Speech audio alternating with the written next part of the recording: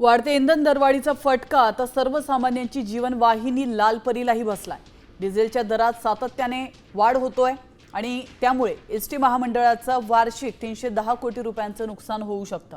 ही दरवाढ अशीच सुरू राहिली तर बस भाडेवाढ देखील अटळ आहे असे संकेत परिवहन मंत्री प्रताप सरनाईक यांनी दिले।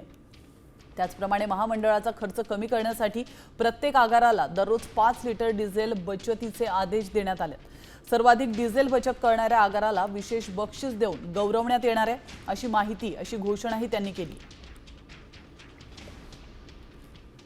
डिझेलच्या वाढलेल्या किमतीमुळे एसटी महामंडळाला जर आजची किंमत पकडली तर 310 कोटी रुपयाचं नुकसान हे वर्षाला होणार आहे आणि ते नुकसान एसटी महामंडळ सहन करू शकणार नाही।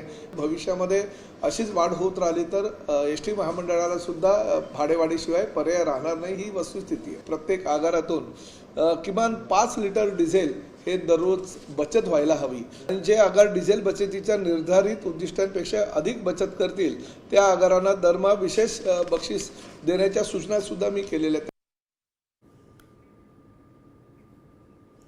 आपण पाहतोय 15 मेला 3 रुपये 10 पैशांनी वाढ झाली होती आणि 124 कोटींचा बोजा एसटी महामंडळावर पडला होता।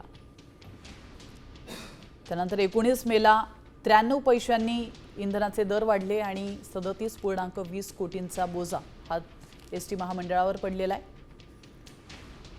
23 मे रोजी देखील 91 पैशांनी वाढ झाली आणि 36.40 कोटींचा बोजा हा एसटी महामंडळावर पडला आहे। तर 25 मे रोजी 2 रुपये 81 पैशांनी इंधनाचे दर वाढले आणि 112 कोटी 40 लाखांचा बोजा एसटी महामंडळावर पडला।